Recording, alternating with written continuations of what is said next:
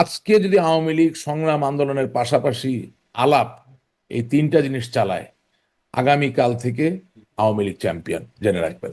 ভারত কিভাবে শেখ হাসিনাকে ফেরানোর পরিকল্পনা করছে, সিদ্ধান্তটা ভারতের কিরকম, কবে নাগাদ সেটি করবে এবং কি উদ্দেশ্যে সেটি করবে? মানে মাননীয় প্রধানমন্ত্রী নরেন্দ্র মোদী তিনিও দেখা করেছেন এবং অবহিত করেছেন বিষয়টি।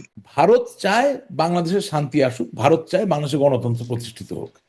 এখন আপনি আমি সুযোগ নিতে পারবো কিনা, নিতে চাই কিনা, তৃতীয় অন্তর্বর্তী সরকার অথবা ইমার্জেন্সি গভর্নমেন্ট আসতে হবে এবং তার আওতায় যথাযথ নিরাপত্তা এবং উইথ ডিগনিটি, অনির্বাচিত সরকারের অধীনে আমরা এখন আছি, ম্যান্ডেটবিহীন সরকারের অধীনে আমরা শাসিত হচ্ছি। আপনি একজন মৃত্যুবরণ করুক, 1400 জন মৃত্যুবরণ করুক, যখন ঘটনাগুলো ঘটে তখন কিন্তু আপনি একই সমতলে পড়ে যান। শেখ হাসিনাকে আপনি যদি অভিযুক্ত মনে করেন তাহলে প্রফেসর ইউনূসকেও একই পাল্লে আপনাকে ফেলতে হবে। আলহামদুলিল্লাহ, এইমাত্র জানতে পারলাম ভারতে একটি সর্বদলীয় সভা হয়েছে, যেখানে সর্বসম্মতিক্রমে জননেত্রী শেখ হাসিনাকে সসম্মানে পূর্ণ নিরাপত্তায় বাংলাদেশে প্রত্যাবর্তন করাবার সিদ্ধান্ত গৃহীত হয়েছে। অত্যন্ত গোপনীয়তার সাথে এই গুরুত্বপূর্ণ বৈঠকটি অনুষ্ঠিত হয়। এটি আওয়ামী লীগ নেতা রাশেক রহমানের ফেসবুক পোস্ট, যাকে সমর্থন করছেন অধ্যাপক ডক্টর নাজমুল হাসান কলিমুল্লাহ তার নিজস্ব সূত্রের বরাত দিয়ে। এই খবরের উৎস কি, নাকি এটিও প্রপাগান্ডা? সত্য হলে কি উদ্দেশ্যে, কিভাবে প্রত্যাবর্তন করাবে ভারত, এসব বুঝতে তাৎক্ষণিক এই আয়োজন। অতিথি হিসেবে আছেন নাজমুল হাসান কলিমুল্লাহ এবং আছেন আওয়ামী লীগ নেতা রাশেক রহমান। প্রফেসর নাজমুল হাসান কলিমুল্লাহ এবং রাশেক রহমান, স্বাগত আপনাদের দুজনকেই পালস অফ পলিটিক্স এর আজকের আয়োজনে। খুব তাৎক্ষণিক সিদ্ধান্তের ভিত্তিতে আজকের অনুষ্ঠানটি আয়োজন করছি। রাশেক রহমান, আপনার একটি ফেসবুক পোস্ট এবং ডক্টর নাজমুল হাসান কলিমুল্লাহর কাছ থেকে কিছু তথ্য পেয়ে আমি আলোচনা। রাশেক রহমান, আপনি আপনার ফেসবুক পোস্টে লিখছেন যে আলহামদুলিল্লাহ, এইমাত্র জানতে পারলাম ভারতে একটি সর্বদলীয় সভা হয়েছে, যেখানে সর্বসম্মতিক্রমে জননেত্রী শেখ হাসিনাকে সসম্মানে পূর্ণ নিরাপত্তায় বাংলাদেশে প্রত্যাবর্তন করবার সিদ্ধান্ত গৃহীত হয়েছে। অত্যন্ত গোপনীয়তার সাথে এই গুরুত্বপূর্ণ বৈঠক অনুষ্ঠিত হয়। জয় বাংলা, জয় বঙ্গবন্ধু। আপনার পোস্ট থেকে পড়লাম। আপনি এই যে শেখ হাসিনাকে ফিরিয়ে নেয়ার, পূর্ণ নিরাপত্তায় প্রত্যাবর্তন করবার সিদ্ধান্ত গৃহীত হয়েছে, এই তথ্যটির উৎস কি, কোথা থেকে জানলেন, কিভাবে জানলেন, কে দিল এই তথ্য? ডক্টর কলিমুল্লাহ এরকম কথা বলছেন, যার কারণে আপনাদের দুজনকে নিয়ে আজকের এই বিশেষ আয়োজন। জি, রাশেক রহমান। আপনাকে ধন্যবাদ আমাকে আজকের অনুষ্ঠানে আমন্ত্রণ জানানোর জন্য। প্রথম কথা হচ্ছে, আমাদের তো বিভিন্ন পর্যায়ের বন্ধু বান্ধব পৃথিবীর বিভিন্ন জায়গায় আছে। এখন সঙ্গত কারণে আপনাকে আমাকে কে বলেছেন সেটা আমি বলতে যাব না। তার থেকেও বড় কথা হচ্ছে যে আমার কাছে মনে হয়েছে যে নিউজটা খুবই প্রাসঙ্গিক বর্তমান পরিস্থিতির সাথে। কারণ দিনের শেষে বাস্তবতা হচ্ছে যে বাংলাদেশ বলুন, ভারত বলুন, নেপাল, শ্রীলঙ্কা, মালদ্বীপ, পাকিস্তান, যেই দেশকে আপনি টেনে আনেন না কেন, দিনের শেষে গণতান্ত্রিক অভিযাত্রা, গণতান্ত্রিক মূল্যবোধ সুরক্ষিত না হলে আসলে কেউই তো নিরাপদ না। আর এই দক্ষিণ এশিয়ায় যে কোনো একটি বৃহৎ দেশ, এই ক্ষেত্রে বাংলাদেশ তো বটেই, সেখানে গণতান্ত্রিক মূল্যবোধ বলতে কি বোঝায়? শুধু কি একদিনের নির্বাচন? না। জুলাই আগস্টের যে আন্দোলনটা হয়েছে সেখানে অবশ্যই অনেকগুলো কারণ মিলেই তো এই পরিবেশ বা পরিস্থিতি তৈরি হয়েছে। সেখানে নির্বাচনও একটা আলোচ্য বিষয় ছিল বটে, তাই না? তা নির্বাচনটা কেন? গণতন্ত্রের জন্য। এখন কোন দেশে প্রতিদিন যদি এটা যদি মৃত্যু উপত্যকায় পরিণত হয়, কোন দেশে আপনি যদি বিনা বিচারে মৃত্যুবরণ করেন, সেটা আগে পেছনে অথবা ভবিষ্যৎ যেভাবে আপনি হিসাবে ধরেন না কেন, সেটা যে খুব শুধুমাত্র বাংলাদেশের জন্য, বাংলাদেশের মাঝে সীমাবদ্ধ থাকবে তা না, সেটা তো পৃথিবীর অন্য সকল দেশকে প্রভাবিত করবে। সেই জায়গা থেকে আমি যেটুকু খবর পেয়েছি, ভারত একেবারেই সুস্পষ্টভাবে বাংলাদেশের গণতান্ত্রিক অভিযাত্রা অব্যাহত থাকুক এবং সেই অভিযাত্রায় আওয়ামী লীগের মতো একটি বৃহৎ দল সেও অংশগ্রহণ করতে পারুক, এই জায়গাটায় তারা ঐক্যবদ্ধ জায়গায় আছেন। এটার মানে এই নয় যে সে অন্য কোনো দলকে গণতান্ত্রিক অভিযাত্রায় অংশগ্রহণ করুক, এটা চায় না। এটার মানে যে সকলে মিলে অংশগ্রহণ করুক, এটা চায়। তো এটা আবার রিনিউড হয়েছে এবং আমার কাছে মনে হয়েছে যে বর্তমান রাজনৈতিক প্রেক্ষাপটে এটাই তো হওয়ার কথা। কারণ আপনি যদি ভারতের মাননীয় প্রধানমন্ত্রী নরেন্দ্র মোদীর কথা ধরেন, সে তো হাজার হলো একটা ডেমোক্রেটিক্যালি ইলেক্টেড পলিটিক্যাল পার্টির leader. He himself is a democratically elected political soul. So obviously কোনো না কোনো একটা মেকানিজমে কিছুদিন পর পর পলিটিক্যাল কনভিকশন এবং কমিটমেন্টের যেই জায়গাটা, এটা রিনিউয়াল তো প্রয়োজন হবে, এবং সেই রিনিউয়ালের জায়গাটাই এখানে এসেছে। এটার সাথে ভারত নির্ভরতা বা দালালি করা বা কারো কাছে নিজেকে বিক্রি করে দেওয়ার কোনোই সম্বন্ধ জি, রাশিদ আহ, রহমান, সেই প্রসঙ্গটি আরেকটু আসবো যে ভারত আসলে মানে এই গণতান্ত্রিক অভিযাত্রায় ফিরবে বাংলাদেশ, এই সিদ্ধান্ত নেবার কে, সেই কেউ না। প্রসঙ্গটাতে আমি পরে আসবো। কিন্তু আমি আসলে একটু বুঝতে চাই যে আসলে এই তথ্যটার উৎস কি। কারণ আওয়ামী লীগ, এটি তার অফিসিয়াল ফেসবুক পেজ আছে, তারা বিভিন্ন তথ্য জানায়, সেখানে বলতে পারতো। আমি এই আপনার পোস্ট দেখার পরে কিছু মানে কারো অনেকের সাথে কথা বলবার চেষ্টা করেছি, যদিও এখন গভীর রাত, সবার সাথে কথা বলবার সুযোগ নাই। কারো কাছ থেকে এই তথ্যটি পাচ্ছিলাম না। আমি নাজমুল হাসান করিমুল্লাহ, আপনার কাছ থেকেও একটু এই বিষয়টা শুনি, যেহেতু আপনিও এই তথ্যটি পেয়েছেন বলে আমি জানছি। কিভাবে পেলেন? মানে কিভাবে এটি বিশ্বাসযোগ্য, আপনার ব্যাখ্যায় কিভাবে বিশ্বাসযোগ্য হচ্ছে, এবং কিভাবে পেলেন আপনি যদি বলেন। ধন্যবাদ। দেখুন, আমি সম্মানীয় রাশেক রহমানের যে বক্তব্যটি সেটি গভীর মনোযোগ দিয়ে শুনলাম, এবং আমি যে সূত্র থেকে জেনেছি সেটি আবার রাশেক রহমানের সূত্রের সঙ্গে ট্যালি করে রাশিক রহমান তো সূত্রটা বললেন না। সূত্র। তবে না, উনি বললেন না। আমি যেটি প্রকাশ্যে বলবো সেটি হচ্ছে তরুণ ঘোষ। তিনি আমার মতো একজন টকশো শিল্পী, ভারতের নাগরিক, এবং আরেকজন, আহ তাকে দুজনকে আমি এ বিষয়ে বলতে শুনেছি ভার্চুয়ালি। এবং তরুণ ঘোষ আরেক ধাপে গিয়ে বলেছেন যে এই সর্বদলীয় পার্লামেন্টারি যে বৈঠক, তার আগে ভারতের মহামান্য রাষ্ট্রপতি মুর্মু তার সঙ্গে মাননীয় প্রধানমন্ত্রী নরেন্দ্র মোদী তিনিও আহ দেখা করেছেন এবং অবহিত করেছেন বিষয়টি। এক, দুই। 3 নম্বর যে বিষয়টি সেটি হচ্ছে আপনার ভারত সরোগেট মাদার বা ধাত্রী মাতা হিসেবে ভূমিকা পালন করেছে মহান মুক্তিযুদ্ধের সময়। এবং অনেকে আরেকটু খোলাসা করে বলেন যে বাংলাদেশ রাষ্ট্রের আতুরঘর হচ্ছে ফোর্ট উইলিয়াম, অর্থাৎ ইস্টার্ন কমান্ডের যে সদর দপ্তর সেখানটায়। এবং এখানে একটা সাজ রবও আছে। আপনার বেশ কিছুদিন ধরে যে কথাটি চাউর হয়েছে যে ভারত দুটি ক্যাটাগরাইজেশন ফেলেছে সারা বিশ্বের দেশগুলোকে। সবচেয়ে ওভারওয়েলমিং মেজরিটি কান্ট্রিজ তারা মিত্র, আর হাতে গোনা কটি দেশ তারা শত্রু রাষ্ট্র। তার মধ্যে সম্প্রতি 6টি রাষ্ট্রের আপনার লেভেলিং তারা করেছেন। তার মধ্যে 5ম স্থানে আছে বাংলাদেশ শত্রু রাষ্ট্র হিসেবে। খেয়াল করেন, এটি খুবই গুরুত্বপূর্ণ একটা, আমি মনে করি, ডিজুরো বেসিস, যে আপনার 71-এ মুক্তিযুদ্ধের সময়ও ইন্দিরা সরকার প্রায় 1 বছর ধরে নানান রকম প্রিপারেটরি গ্রাউন্ড তৈরি করেছে, এবং 6 ডিসেম্বর যে যুদ্ধ ঘোষণার ব্যাপারটি ঘটেছিল সেটারও একটা পরতে পরতে প্রিপারেশন ছিল। নভেম্বর থেকেই যশোর সেক্টরে ভারতীয় আপনার ট্যাঙ্ক প্রবেশ করেছিল বলে পাকিস্তানিরা দাবি করছিল। এখন তার একেবারে উড়িয়ে দেওয়া যায় না। ইনফরমালি প্রবেশের পরে যখন পাকিস্তান বিমান হামলা করে বসলো ভারতে, সম্ভবত 3রা ডিসেম্বর, তারপর ভারতের আর কোনো উপায় ছিল না যুদ্ধ ঘোষণা না করে, কারণ that was a unilateral aggression, aggressive posture, যেটি সম্প্রতি আমরা দেখেছি ইসরায়েল হুম। ইউনিল্যাটারালি অ্যাকশনে গেছে এগেইনস্ট আইরান, সেরকম একটা বিষয়। যাই হোক, ইতিহাসের অংশ।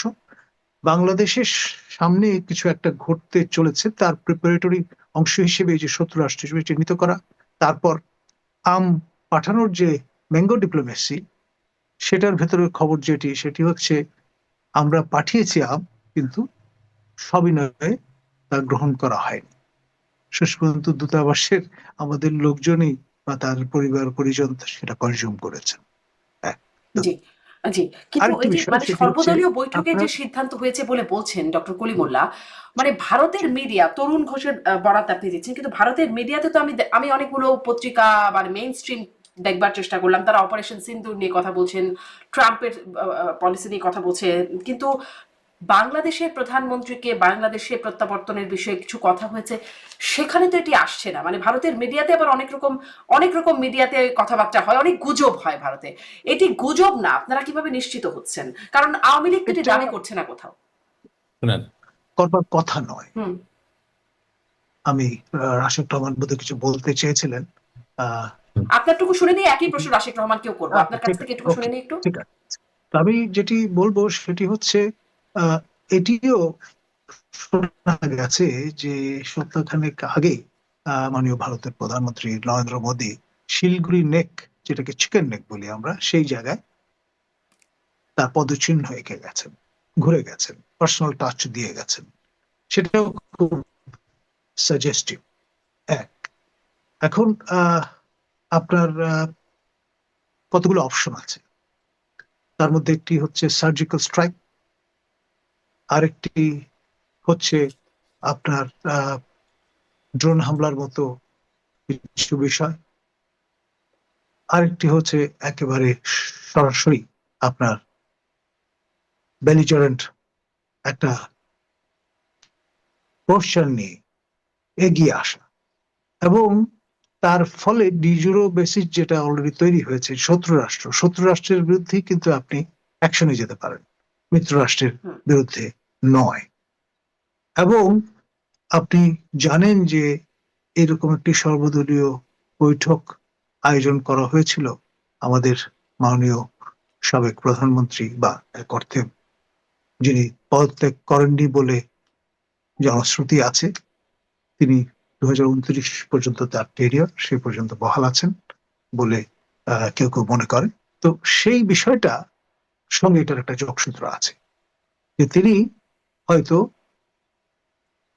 পূর্ণ নিরাপত্তা সহ উইথ ডিগনিটি বাংলাদেশে প্রত্যাবর্তন করতে পারেন। হুম। এবং সেই সঙ্গে আরেকটি সম্ভাবনা আছে হয়তো যে বর্তমান যে ইউনূস শাহী হুকুমত আছে, এই হুকুমতের আমলে হয়তো নয়, পরবর্তী আরেকটি হুকুমত যেটি জি। আপনি আপনার আলোচনার জারি জায়গা হতে তৈরি চলেছে। করছেন যে ইউনূস জি। হুকুমতের আমলে নয়, পরবর্তী। তাহলে পরবর্তী আরো কিছু হবার এবং একটা জায়গা আপনি দেখতে পরবর্তীটা পাচ্ছেন? কিন্তু হয়তো বা আগামী মাসে, নট আগামী টু মাসে। আমি আপনার ডিস্টেন্ট। কাছে গুরুত্বপূর্ণ কথা বলেছেন, আমি আসবো আপনার কাছে যে ইউনূস হুকুমতের পরে আগামী মাসে হয়তোবা নতুন হুকুমত আসবে, সেটা নিয়ে কথা জানতে চাইবো। রাশেক রহমান, এই আপনার কাছে ওই একই প্রশ্ন। আপনি তথ্যটা ডক্টর কলিমুল্লাহ যেমন একজনের বরাত দিয়ে বলছেন বা কিছু বরাত দিচ্ছেন, আপনি কোনো তথ্য সূত্র বলছেন না, কিন্তু আপনার কাছে আপনার দল বলছে না। মানে দলের অফিসিয়াল বলার জায়গা আছে, দলের মুখপাত্র হিসাবে দাবি করে কেউ বলছে না, ভারতের কোনো গণমাধ্যম বলছে না। আপনি আসলে কেন বলছেন? মানে দল থেকে কোনো দায়িত্বপ্রাপ্ত আচ্ছা, হয়েছেন আপনি এটা বলবার জন্য? আচ্ছা, প্রথম কথা হচ্ছে যে এম, দলের মুখপাত্র আছে নাকি কেউ? জানা নাই। মাঝখানে কয়েকজন দাবি করেছেন, কিন্তু নাই কেন? আপনি এত বড় প্রোগ্রাম করতেছেন, আপনি আমি জানতেন? বলেছিলাম আপনাকে, আমাদের একটা কথা হয়েছে, মোহাম্মদ এ আরাফাত একটা সময় বলেছেন, মানে একটা দাবি করেছেন আপনি কি আমাকে এটা মুখপাত্র হিসেবে। জিজ্ঞাসা করেন? তাহলে যেটা হয় কি, যে আমাকে যে আপনি আমন্ত্রণ জানালেন না, ওই জায়গাটাকে ছোট করা হয়ে যায়।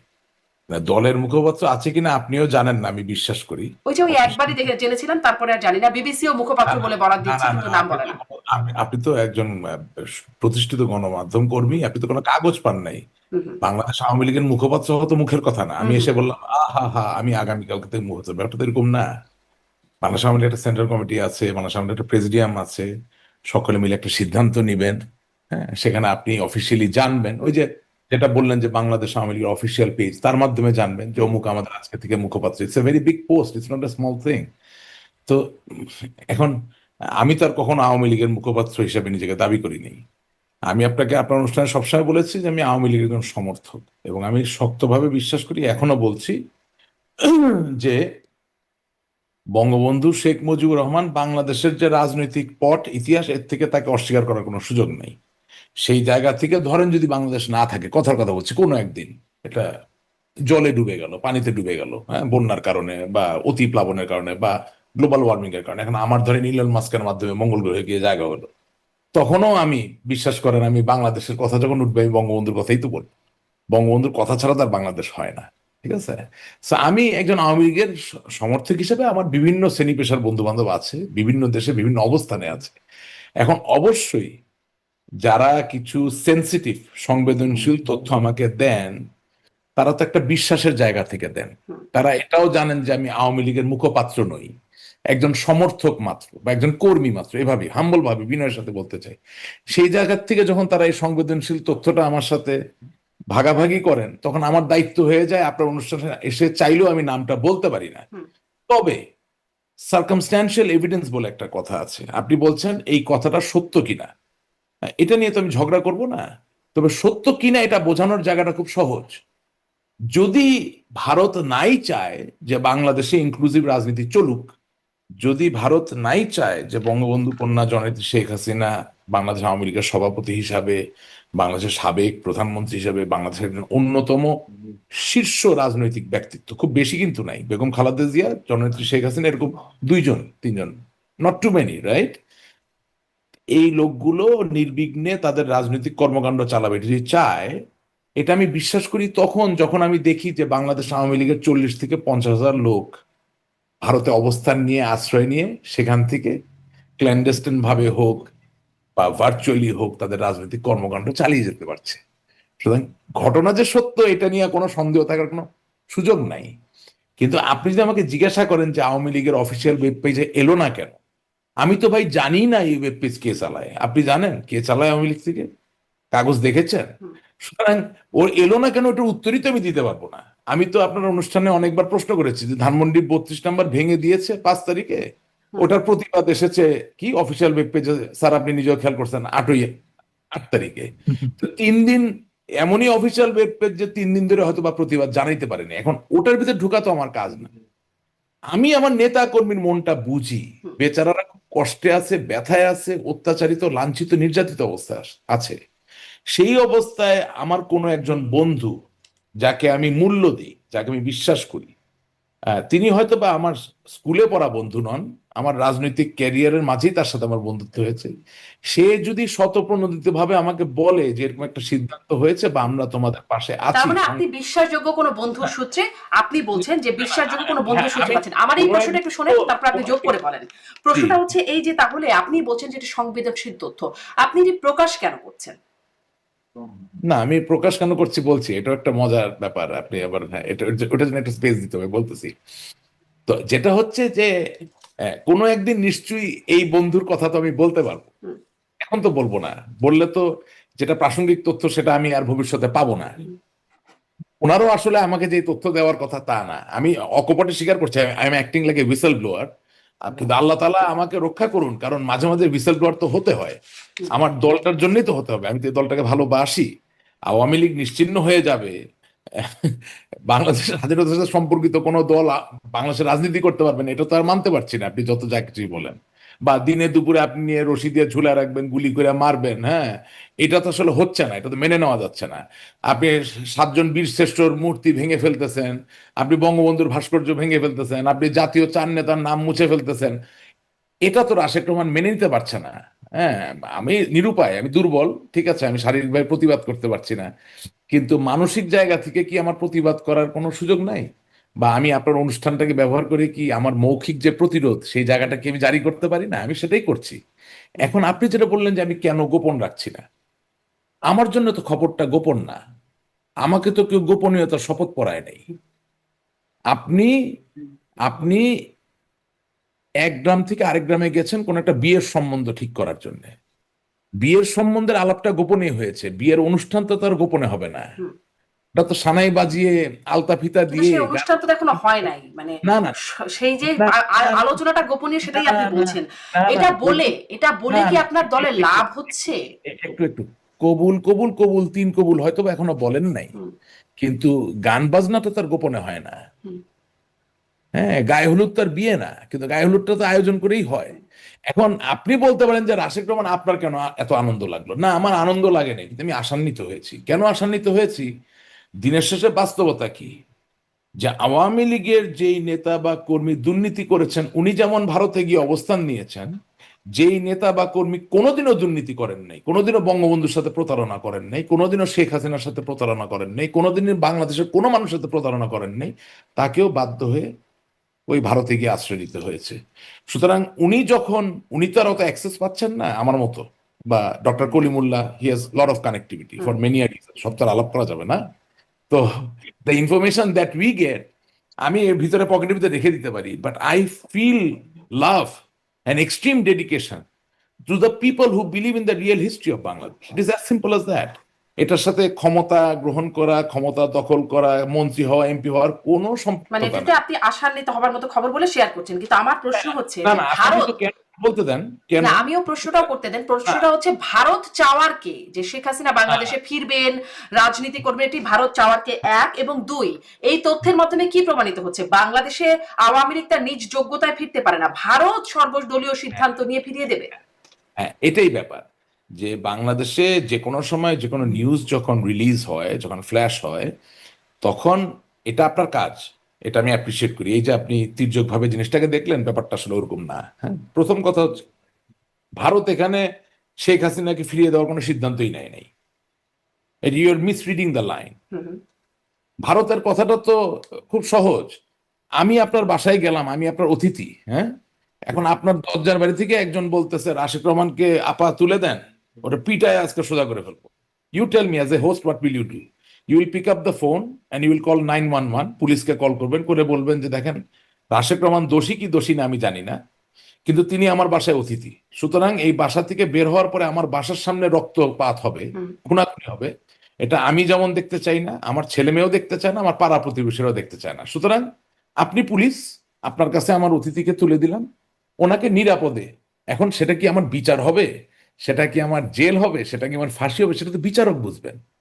কিন্তু আপনার দরজার বাইরে যিনি রামদা চাপাতি নিয়ে দাঁড়িয়ে আছেন আমাকে কুপিয়ে কুপিয়ে নৃশংসভাবে হত্যা করার জন্য, সেই জায়গায় একজন অতিথি হিসাবে বা বন্ধু হিসাবে আপনি যদি আশা করেন যে আমি নিরাপদে বিচারের সম্মুখীন হব বা আমার জনগণের সামনে গিয়ে দাঁড়াতে পারবো, এটা সিদ্ধান্ত নেওয়ার কোনো ব্যাপার না। এটা হচ্ছে একেবারে মানবিক একটা ব্যাপার। এটা এটা ভারত বলেন না, এটা পৃথিবীর যে কেউ, আপনি ইংল্যান্ডে বলেন, জিজ্ঞেস করেন যে আপনি কি চান যে শেখ হাসিনা এবং তার দলের নেতাকর্মীরা দিনে দুপুরে মানুষের দ্বারা প্রহিত হয়ে বা প্রস্তরাঘাতে বা নৃশংসভাবে জবাইয়ের শিকার হয়ে মৃত্যুবরণ করুক? কেউ হ্যাঁ বলবে না, সবাই বলবে যে no, we want law to take its own course. So এখানে যেটা বললেন প্রথম প্রশ্ন, এটা এখানে প্রাসঙ্গিক হচ্ছে না। দ্বিতীয় প্রশ্নটা কি ছিল আপনার, যে আমরা কি ভারত নির্ভর কিনা? না, হ্যাঁ, মানে বাংলাদেশ আওয়ামী লীগ নিজ যোগ্যতায় পারে না, এটি প্রশ্ন, এবং এইটি প্রশ্ন যে ভারত সিদ্ধান্ত নেবার কে যে হ্যাঁ, বাংলাদেশের আমি প্রত্যাবর্তন করবে। আমি আমি তো আপনার অনুষ্ঠানে এসে বলেছি যে আমাদের ভারত নির্ভরতা সেটা বন্ধুত্বের জায়গা থেকে, সেটা রাজনীতিকে এগিয়ে যাওয়ার জায়গা থেকে হতে পারে না। এটা হলে আমরা ক্ষতিগ্রস্ত হবো। আমি কিন্তু অকপট স্বীকারোক্তি, আমি কিন্তু খুব যে রেখে ডেকে চিন্তা ভাবনা করে নিজের, আমি আগামী দিনে আমার ক্যারিয়ার কি, আমি দেশটাকে ভালোবেসে কথা বলি। ভারত আওয়ামী লীগকে তার নিজের শক্তিতে প্রজ্বলিত হতে হবে, এটাই বাস্তব। এবং এই যে সর্বদলীয় সংহতির যে জায়গাটা, যে বাংলাদেশে সকলের অংশগ্রহণের মধ্যে দিয়ে একটা রাজনৈতিক অভিযাত্রা পরিচালিত হোক, এর সাথে আওয়ামী লীগের ভারত নির্ভরতার তো কোনো সম্পর্ক নাই। আমি তো আপনার অনুষ্ঠানের প্রথমে বলেছি যে ভারত চায় একটি সুস্থ রাজনৈতিক প্রবাহ দ্বারা, অর্থাৎ গণতান্ত্রিক প্রবাহ দ্বারা পরিচালিত হোক বাংলাদেশে, কারণ সেটা হলেই যেই ক্ষমতায় থাকুক না কেন ভারতও এটার থেকে বেনিফিটেড হবে। তো ভারতের স্বার্থপর হওয়ার তো অধিকার আপনি কেড়ে নিতে পারবেন না, সবাই তো সবার স্বার্থ বুঝবে। আজকে মার্কিন যুক্তরাষ্ট্রের পাশে যে মেক্সিকো একটা প্রতিবেশী রাষ্ট্র, সেখানে যদি মনে করেন গণতান্ত্রিক পদ্ধতি বিরাজ না করে স্বৈরশাসক বসে যায়, এটা কি আপনি মনে করেন মার্কিন যুক্তরাষ্ট্র খুব পছন্দ করবে? করবে না, তারাও গণতান্ত্রিক ধারা চাইবে, তাই না? তো এখন ঘটনা হচ্ছে যে হ্যাঁ, 5ই আগস্টের আগে আমাদের যে অবস্থান ছিল সেখানে ত্রুটি বিচ্ছুতি ছিল, আপনার অনুষ্ঠানে আমি এসে বলেছি, আমি এখনো মনে করি আমাদের ত্রুটিগুলো আমাদের স্বীকার করতে হবে। কিন্তু বর্তমানের যে পরিস্থিতি বিরাজমান, সেখানে কি কোনো ত্রুটি নাই? তা নিশ্চয়ই আছে। আমি এখন এই জায়গাটা আরেকটু আপনার কাছে স্পষ্ট হই যে তাহলে মানে, কারণ এই প্রশ্নটা আমি ডক্টর কলিমুল্লার কাছে যে প্রশ্ন করবো তার সাথেও রেলিভেন্ট, যে ভারত, আপনি বলছেন সর্বসম্মতিক্রমে জননেত্রী শেখ হাসিনাকে সসম্মানে পূর্ণ নিরাপত্তায় বাংলাদেশে প্রত্যাবর্তন করবার সিদ্ধান্ত মানে গৃহীত হয়েছে সেই সর্বদলীয় সভায়। প্রত্যাবর্তন করার সিদ্ধান্ত নিয়েছেন না, সেটা আমার লেখনীতে দুর্বলতা থাকতে পারে। বেসিক্যালি তারা দেখতে চান, they want this environment to prevail, উনি তো কোনো ক্ল্যান্ডেস্টাইন অপারেশন করবেন না। আমি উনি কি বুঝতে পারিনি আসলে কি চাই, ভারত কি করছে, আপনি না, না, মানে লেখনীতে ভারত দুর্বলতা মানে কি? চাচ্ছেন, ভারত চাচ্ছে তার প্রতিবেশী দেশে একটি গণতান্ত্রিক আবহ বিরাজমান, হুম, জায়গাটা এখানে পরিষ্কার। হুম। অবশ্যই ভারত কোনো সামরিক বিমান নিয়ে সামরিক ব্যক্তিকে নিয়ে অস্ত্র নিয়ে এসে কাউকে বসাই দিবে না, এই কথা তো আমি লিখতে যাব না, আমি তো উন্মাদ না। এটা ভারতের সসম্মানে পূর্ণ নিরাপত্তায় বাংলাদেশে প্রত্যাবর্তন মানে কি? Yes of course. মানে আমি কি? কি বললাম, যখন শেখ হাসিনা যখন বাংলাদেশে ফিরবেন, ভারতের পক্ষ থেকে বা আমেরিকার পক্ষ থেকে বা ইংল্যান্ডের পক্ষ থেকে এই আহ্বানটা আসতে পারে না যে ওনাকে পূর্ণ নিরাপত্তা দিবেন?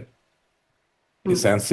বাংলাদেশকে দিতে নিরাপত্তা হবে। মানে কি? তার তো মানে বাংলাদেশের যে প্রচলিত আইন কারণ এখন যেভাবে চলছে তার তো তার বিচারের সম্মুখীন হওয়ার কথা এখন। নিরাপত্তার কোনো প্রচলিত আইন নেই, এটা আপনাকে কে বলেছে? না, না, নিরাপত্তার আইন বলছি না। আমি বলছি যে এখন যে প্রচলিত আইন বাংলাদেশে বিচার কার্যক্রম যেহেতু চলছে, নিরাপত্তার আইনের কথা বলছি না। আমি বলছি যে বিচার কার্যক্রম চলছে যেহেতু, অতএব প্রচলিত আইন অনুযায়ী তার এখন বিচার কার্যক্রম মোকাবেলা করার কথা। বিচার কাজের তো কিছু এক্সট্রাঅর্ডিনারি সাইডসও আছে না? আপনি ধরেন, আমি যদি এখন এগুলো বলি অনেকের ভালো লাগবে না। ধরেন আমি তো প্রায়শই নেলসন ম্যান্ডেলার কথা বলি, জেলে ছিল তো। তো জেলে থাকলে তো তার রায় হয়ে গেছে, তার সাথে তো আলাপ আলোচনা কোনো বিষয় নেই, সে জেলেই তো বসবে। হুম। কিন্তু তাকে তো ওই আইনটাকে বাকিয়েই তার মধ্যে থেকে তাকে এনে এনে তার সাথে দফায় দফায় আলোচনা চলেছে না? তো এখন আপনি জননেত্রী শেখ হাসিনার বিচার করবেন কি করবেন না, ওটা পরের কথা। যদি করেনও, আপনি যদি শেখ হাসিনার মুখে তালা লাগায় দেন জোর করে, সেটা তো কেউ সাপোর্ট করবে না।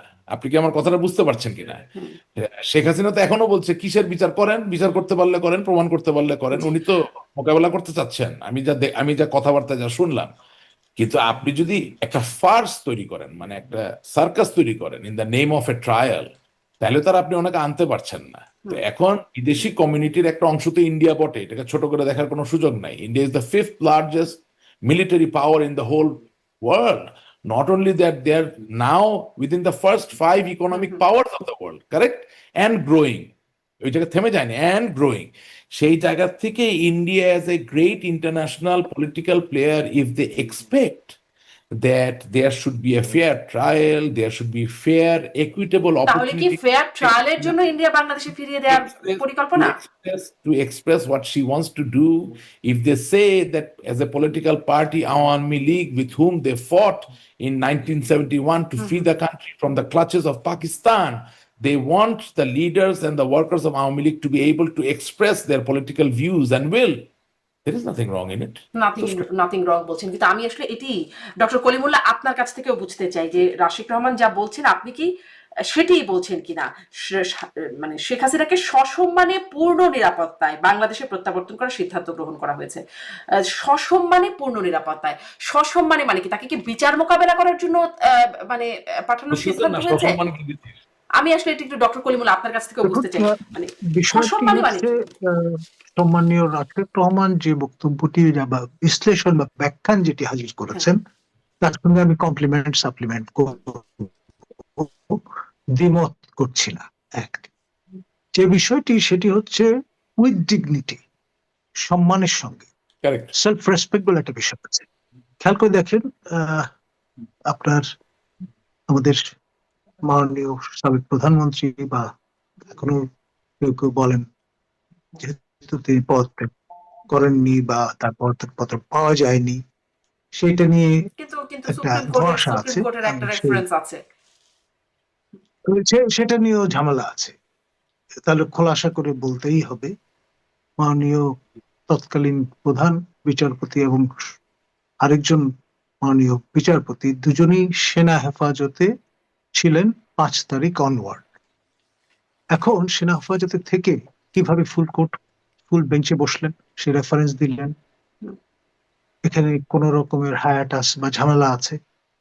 তারপরে যে বিষয়টি সেটি হচ্ছে একজন দণ্ডিত ব্যক্তি, আমাদের মাননীয় বর্তমান প্রধান উপদেষ্টা professor doctor Yunus, Nobel laureate, তিনি যখন শপথ গ্রহণ করেছেন তখন কিন্তু দণ্ডিত ব্যক্তি হিসেবে শপথ গ্রহণ করেছেন।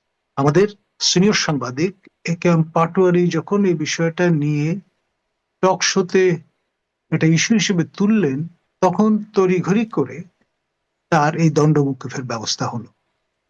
খেয়াল করেন, মানে একটার পর আরেকটা, মানে তিনি একটা তো ত্রুটি থেকে দণ্ডিত, মানে তার তো রায় হবার কথা ছিল যেদিন কথা, তখনই হয়নি। বিষয়টা হচ্ছে তিনি যেদিন শপথ গ্রহণ করেছেন সেদিন তিনি দণ্ডিত ব্যক্তি হিসেবেই শপথ গ্রহণ করেছেন। এটা একটা প্রেসিডেন্স তৈরি করলো। কিন্তু ভবিষ্যতে কেউ যদি সরকার প্রধান হন দণ্ডিত অবস্থায়ও, তাহলে এই যে প্রেসিডেন্স তৈরি হলো সেটা দেখে করা যাবে, কেউ মন্ত্রী হতে পারবেন দণ্ডিত অবস্থায়। আইনের যে প্র্যাকটিস, যে আপনি যদি পুরনো কোনো দৃষ্টান্ত দেখাতে পারেন এট হোম অর অ্যাব্রড, তাহলে সেটি দিয়ে আপনি ভবিষ্যতে একই ধরনের কাজ করতে পারবেন। স্পিরিট অফ দ্য ল তাই বলে। জি, মানে তাহলে ওই যে তো সেই জন্য সসম্মানে এখানে পূর্ণ মর্যাদা একটু ব্যাখ্যা করেন যদি। নানান রকমের গোজামিল আছে, এখানে নানান রকমের গোজামিল আছে হ্যাঁ, মানে পটভূমিতে।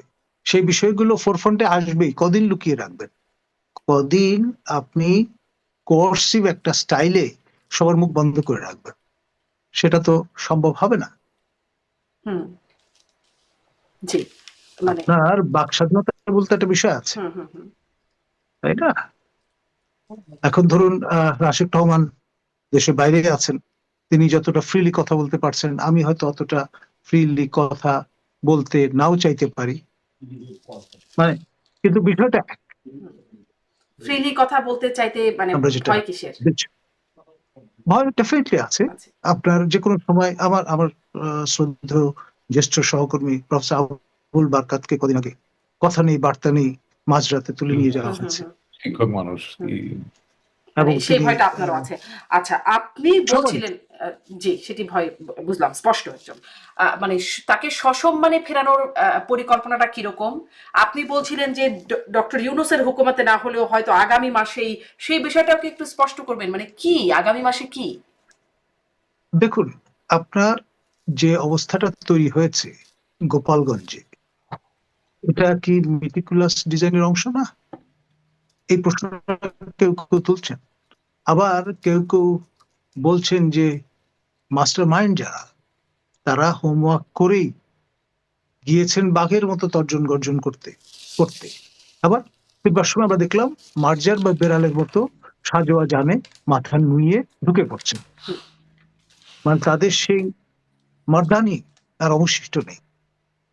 তো এই বিষয়গুলো এবং তার প্রতিক্রিয়ায় জেলা প্রশাসন যে ব্যর্থতার পরিচয় দিলেন, ব্রিটিশ আমল বলুন, পাকিস্তান আমল বলুন, বাংলাদেশ আমল বলুন, সবসময় আমরা দেখেছি জেলা প্রশাসন কোনো গোলমালের আশঙ্কা করলে তৎক্ষণাৎ 144 ধারা জারি করার ঘোষণা দিয়ে দেন। এখানে ট্যাগিং এর ভয়ে জেলা প্রশাসন আপনার সেটা থেকে বিরত থাকলেন, এবং আপনার যখন লাইভ অ্যামুনিশন ব্যবহার হলো, মানুষের মৃত্যু ঘটলো, তারপর তারা 144 ধারা জারি করলেন, এক দায় সারলেন। তারপর আবার সেটাতেই শেষ হলো না, বিষয়টা সান্ধ্য আইন জারি করা হলো, এবং সান্ধ্য আইন জারি করে সেটা আবার এক্সটেন্ড করা হলো, তারপর আবারও 144 ধারা জারি করা হলো, এবং তারপর হুট করে আবার এই যে মেসেজটা কিছু কিছু ক্ষেত্রে চাউর হয়েছে, ফলে তড়িঘড়ি করে আপনার যেখানে পিনাকি ভট্টাচার্য প্যারিসে বসে একটা পরিকল্পনা আনফোল্ড করলেন যে হে গোপালগঞ্জবাসী, তোমরা মেইন স্ট্রিমের সঙ্গে যদি যুক্ত হতে চাও, this is almost like last call, এখনই সময়, তোমরা রাজি হয়ে যাও, আর তা না হলে তোমাদের বিরুদ্ধে অবরোধ রচনা করা হবে 1 মাসের জন্য, খাদ্য সরবরাহ বন্ধ করে দেওয়া হবে, ওষুধপত্র যাবে না, বিদ্যুৎ জল গ্যাস সব বন্ধ করে দেওয়া হবে, যে সরকারি দপ্তরগুলো আছে সেখানে যারা সেবা দান করছেন তাদের সবাইকে উইথড্র করে নিয়ে আসা হবে, এবং যেটাকে আমরা কোস্ট আর্থ পলিসি বা পোড়ামাটি নীতি বলি সেটি অবলম্বন করা হবে। 1 মাস সময়ের মধ্যে যারা বেরিয়ে আসবেন তারা আর কখনো ফেরত যেতে পারবেন না, এবং 1 মাস পরে যেটি হবে সেটি হচ্ছে এই অঞ্চলের নামও পাল্টে দেওয়া হবে। গোপাল নামটার সঙ্গে ঠাকুরের একটা সংস্পর্শ আছে, সনাতন ধর্মাবলম্বীদের একটা বিষয় আছে, মথুয়া সম্প্রদায়ের একটা সংশ্লেষ আছে, সুতরাং এটাকে চিরতরে কবর দিয়ে সেখানে হয়তো একটা আরবি বা ফার্সি নামের কোনো গঞ্জ জুড়ে দেওয়া হবে। যেমন পাকিস্তানিরা নেত্রকোনা বা এইসব আশপাশের অঞ্চলগুলোকে কোনটার নাম দিয়েছিলেন নেসারাবাদ, কোনটার নাম দিয়েছিলেন কায়দাবাদ, সেরকম একটা ইসলামীকরণ চলবে। এই হুমকি দেওয়ার পর আমরা দেখলাম খুব তড়িঘড়ি করে সান্ধ্য আইন, তারপর যেটাকে বলে 144 ধারা জারির যে বিষয়টা, সেটা উবে গেল। এই যে সর্বশেষ হঠাৎ করে আপনার 180 ডিগ্রি সমারসল্টে চলে যাওয়ার যে দৃষ্টান্তটা প্রশাসন দেখালো, এর সঙ্গে এই সর্বদলীয় ঐকমত্যের একটা সম্পর্ক থাকলেও থাকতে পারে। হুম। কিন্তু আপনি এটাকে মানে 180 ডিগ্রি টার্ন কেন বলছেন? মানে সব সময় তো আর কারফিউ জারি থাকবে না এই বা জন্য শান্ত আইন জারি থাকবে না, না, না, না, এক সময় তো না, না। উঠাবেই। কিন্তু ওই যে পিনাকি অঙ্গুলি হেলনের দেশ উঠে বসে, তিনি যেহেতু এরকম একটা পলিসি আনফোল্ড করে দিয়েছেন, ধরেই নেওয়া হয়েছিল যে অ্যাকর্ডিংলি এই পলিসিটা পার্সু করা হবে। কিন্তু এ- এই এই এই তড়িঘড়ি এইটাও হঠাৎ একটু করে বলবেন, পিনাকির অঙ্গুলিহীন মানে মানে পিনাকি নির্দেশনায় দেশ উঠে আমি বসে আমি কেন? এই প্রসঙ্গটা কেন বলছি, কারণ হচ্ছে আপনার এই যে ঐতিহাসিক উপকরণ সমৃদ্ধ 32 নম্বরের জাদুঘরটি, যেটি জনগণের সম্পত্তি, হুম, ব্যক্তি মালিকানাধীন নয়, সেই বাড়িটি, ঐতিহাসিক বাড়িটি, স্থাপনাটি প্রথমে সেই স্থাপনা সহ আশপাশের সকল ভবন পুড়িয়ে দেওয়া হলো, এবং আমাদের আহ প্রোগ্রামের ভিতরে আছে। জলের গানের যিনি দলনেতা হুম, আপনার আনন্দ, তিনি এক কাপড়ে যদি বেরিয়ে না যেতেন, তিনি অগ্নিদগ্ধ হয়ে মারা যেতেন। এবং মজার ব্যাপার হচ্ছে, এই রাহুলের যে বাসায় বসবাস, জমিলা আইনুলের যে সম্পত্তি, সেইটিতে ফ্রান্সের মহামান্য রাষ্ট্রপতি এসছিলেন, পদচিহ্ন রেখে গেছিলেন। সেই সূত্র ধরে রাহুল ফরাসি দূতাবাসে শরণাপন্ন হন এবং রাজনৈতিক আশ্রয় নিয়ে প্যারিসে উপনীত হন, যেখানে এর আগের রেজিমের সময় পিনাকি ভট্টাচার্য রাজনৈতিক আশ্রয় নিয়ে অবস্থান করছিলেন। খেয়াল করেন, এটা গেল প্রথম ধাপ। দ্বিতীয় ধাপে আমরা দেখলাম যে পিনাকির সার্বিক তত্ত্বাবধানে বুলডোজার নিয়ে এসে দুদিন ধরে এই মচ্ছব চললো, এই ভয়ঙ্কর মচ্ছব, অর্থাৎ আমাদের 32 এই নম্বর ভাঙা হলো। অমূল্য কিন্তু আর্টিফ্যাক্ট পিনাকি সমৃদ্ধ ভট্টাচার্যের এই নির্দেশনায় যে যদি এটি হয়, পিনাকি ভট্টাচার্য বলেছিলেন সেনাপ্রধানকে তিনি সরাতে, পিনাকি প্রকাশ্যে ভট্টাচার্য বলছেন, আমরা বলেছেন সবাই জানি। আহ রাষ্ট্রপতিকে সরাতে, তা তো হয় নাই। কিন্তু সেটি আলোচনাটা না হয় না, আরেকদিন করবো। চেষ্টা আমি করছেন, আসলে এটি তিনি একটু তিনি বুঝতে তিনি চাই যে চেষ্টা করে যাচ্ছেন। ভারত পূর্ণ নিরাপত্তায় কিভাবে বাংলাদেশে শেখ হাসিনাকে ফিরাবে, ভারত কিভাবে নিরাপত্তা দেবে, ভারত কিভাবে ফেরাবে? দেখুন, আমাদের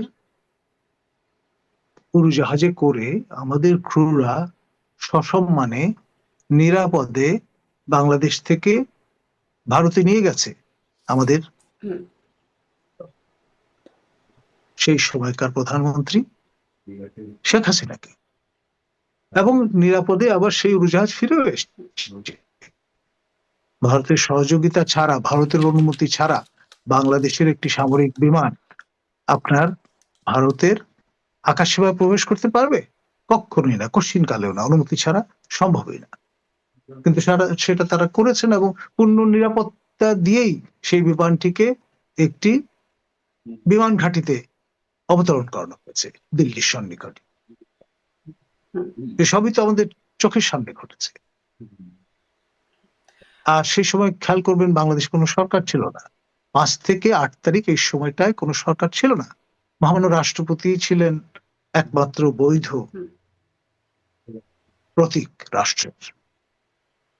জি, জি। এখন বাকি সবাই বাংলাদেশে ছিলেন কিভাবে যাবে আমি আপনার কাছে একটু আরেকটু আসবো। আমি রাশেক রহমানের কাছ থেকে শুনি, আর ওই প্রসঙ্গটাও রয়ে গেল যে হুকুমতের পরিবর্তন আগামী মাসে হতে পারে, সেই একটা আভাসও আপনি দিচ্ছিলেন, সেটিও একটু পরের অংশে শুনবো। রাশেক রহমান, আপনার কাছ থেকে একটু শুনতে চাই যে সেনাপ্রধান 25শে ফেব্রুয়ারি বলেছিলেন যে নিজেদের মধ্যে কাদা ছোড়াছুড়ি করলে আহ সার্বভৌমত্ব বিপন্ন হবে, তিনি এরকম হুঁশিয়ারি দিয়েছিলেন। সেটির কি কোনো বহিঃপ্রকাশ? কারণ ভারত কিভাবে আসলে চাইতে পারে আমাদের দেশে কে রাজনীতি করবেন, কার বিচার হবে বা কি হবে, বা নিরাপত্তা দিতে পারে, ভারত কিভাবে এটা করতে পারে? এখানে কোনো সার্বভৌমত্বের লঙ্ঘনের জায়গা আছে কিনা? আরে, আমি তো আপনাকে বারবার বলছি যে এই বক্তব্যের মাঝে কোথাও ভারতের কোনো কিছু চাপিয়ে দেওয়ার ব্যাপার তো খুঁজে পাবেন না। এটা তো বারবার এটা পুশ করতেছেন, এটা আপনার কাজ, ঠিক আছে। বাট এখানে ভারত তার ডিজায়ার এক্সপ্রেস করার সাথে তো বাংলাদেশের সার্বভৌমত্বের কোনো সম্পর্ক নাই। এটা ভারতের পলিটিক্যাল ফোর্সেস গুলোর একটা ডিজায়ার যে বাংলাদেশে ভালো রাজনীতি প্র- প্রতিষ্ঠিত হবে। তাহলে এতে সিদ্ধান্ত বলছেন যে তাহলে এই শব্দটা কি ভুল? আরে সিদ্ধান্ত কি? আমি যদি একটা বোর্ড মিটিং করি, কথার কথা বলছি, আমরা যে একটা সিদ্ধান্ত নিই, একটা রেজলিউশন হয় না, ইটস এ রেজলিউশন। বাংলায় তো অনেক শব্দ আসলে ইংরেজির মানে সাথে মিলিয়ে। ইচ্ছা, ডিজায়ার, ইচ্ছা আর সিদ্ধান্তের মধ্যে পার্থক্য আছে তো। ডিজায়ার একটা সিদ্ধান্ত, it's a decision. Resolution is a decision, and a brute decision is a decision. এখন ইংরেজিতে একটা সুবিধা আছে, কিছু কিছু শব্দের 6-7টা শব্দ পাবেন, বাংলায় সেখানে কিছু সীমাবদ্ধতা আছে। এই জন্য তো জন মেইনার্ড কেইনস বা অ্যাডাম স্মিথের যে ইকোনমিক যে থিওরিগুলো ইকোনমিক্সের, সেগুলোকে সম্পূর্ণ ভালোভাবে বাংলায় করা যায় নাই। যেমন বাংলায় আপনি ডেবিট ক্রেডিট করেন, ভালো বাংলা কি আকলন বিকলন, অনেক বেশিরভাগ 99.99 ভাগ লোক তো জানেই না আকলন বিকলন কি জিনিস। এই জন্য বলছি যে হ্যাঁ, আমি তো স্বীকার করে নিচ্ছি যে আমার লেখায়ও দুর্বলতা আছে। আবার আপনার কাজ বুঝতে চাওয়া, আমি আপনাকে বোঝানোর চেষ্টা করছি সিদ্ধান্তটা কি। সিদ্ধান্তটা একটা খুবই প্রাসঙ্গিক যৌক্তিক চাওয়া। সেটা আমার প্রতিবেশী, তার পাশে গণতন্ত্র প্রকাশিত হবে, প্রস্ফুটিত হবে, সমুন্নত হবে, এই চাওয়ায় তো দোষের কিছু নাই। আর এটাও তো ঠিক যেটা ডক্টর নাজমুল কলিমুল্লাহ সাহেব বললেন, যে দুইটা দেশের পারস্পরিক সহযোগিতা না থাকলে শুধু শেখ হাসিনা কেন, ডক্টর মোহাম্মদ ইউনূসও তো দিল্লিতে বেড়াতে যেতে পারবেন না নিরাপদে। দুজনের সহযোগিতা তো লাগবে। এখানে তো একটা সার্ভারের সাথে আরেকটা সার্ভার, যখন আপনি আমি জুমে সংযুক্ত আছি, আমাদের তো you are in a different state, I am in a different state, and doctor Nazmul Hasan Kalimullah is in a different country all together. So there are many servers which are shaking hands with each other. So যে কোনো জিনিস smoothly করতে গেলে সেই হ্যান্ডের হাত মেলানোর যে ব্যাপার, এটা তো not only metaphoric, it is very practical and a reality also. আমি একটু এই জায়গাটায় আসি। শোনেন, আমাদেরকে সামনে এগোতে হবে। সামনে এগোতে হবে মানে কি, বাংলাদেশের ভালোর জন্য রাজনীতিকে সামনে নিতে হবে। এখন ডক্টর কলিমুল্লাহ যেই কথা বললেন, তার অনেক কথার সাথে আমি একমত, অনেক কথার সাথে আমি একমত না। কিন্তু এটাই সৌন্দর্য। এবং 5ই আগস্টের পরে একটা জিনিস হয়েছে, আমি খুব নিবিড় ভাবে যারা এই গণ অভ্যুত্থানের সাথে যুক্ত ছিল তাদের অনেকের কথা শুনি টেলিভিশনে বা টক শোতে।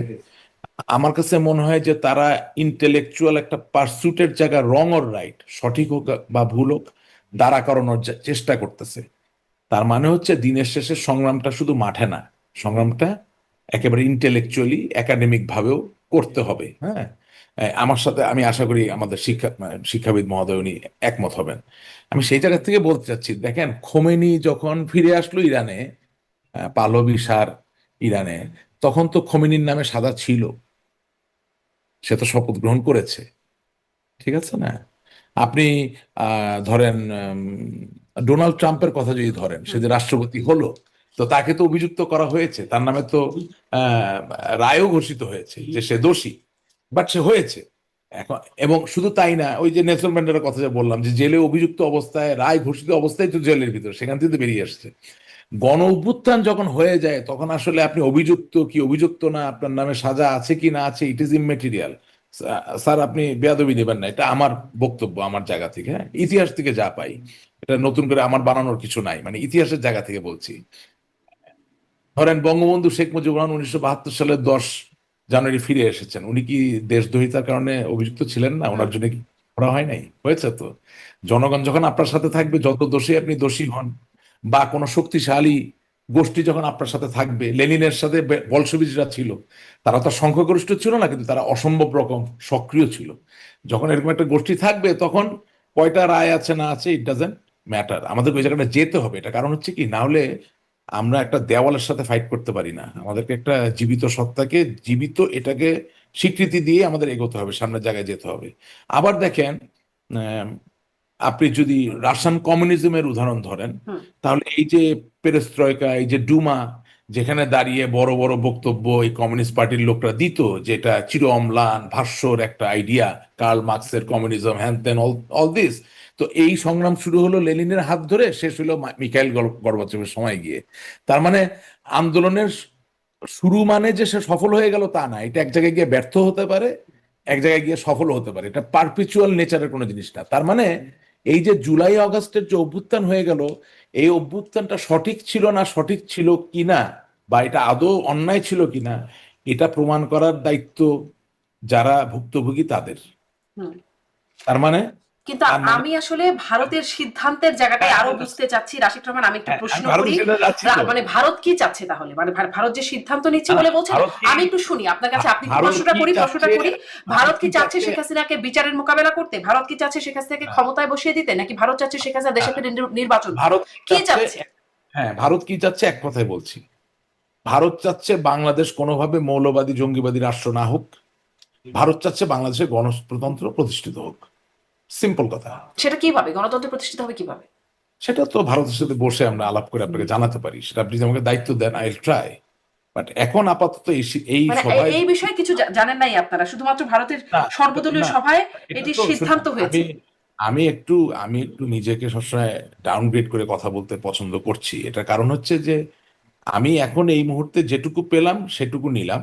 হুম এই যে আপনার সাথে কথা বললাম, অবভিয়াসলি আমার বন্ধুদের সাথে তো আবার কথা হুম। হবে। তাদেরকে জিজ্ঞাসা করবো যে দেখেন আমরা তো এই প্রশ্নের সম্মুখীন হচ্ছি, আপনারা কি বলেন, বিশ্লেষণটা নিব। বাট এখনকার জন্য ব্যাপারটা পরিষ্কার, দুটো জিনিস। একটা হচ্ছে ভারত, ভারত বলে না, যে কোনো দেশই কখনো চাবে না তার প্রতিবেশী রাষ্ট্র মৌলবাদী বা জঙ্গবাদী হয়ে যাক। কোন রাষ্ট্রই চাবে না তার প্রতিবেশী রাষ্ট্রতে গণতন্ত্র বিকশিত না হোক। এখন ভারত বোঝে কিনা যে ঐতিহাসিকভাবে পূর্ববর্তী তাদের কিছু দায়িত্ব ছিল, সেটা আরেক দিনের আলাপ। আওয়ামী লীগ বোঝে কিনা তার পূর্ববর্তী সময় কিছু করার ছিল কিনা, সেটা নিশ্চয়ই আরেক দিনের আলাপ। কিন্তু আজকের আলাপটা হচ্ছে যে ভারতের রাজনৈতিক সংহতির জায়গা হচ্ছে ভারত চায় বাংলাদেশে গণতন্ত্র বিকশিত হোক, প্রতিষ্ঠিত হোক।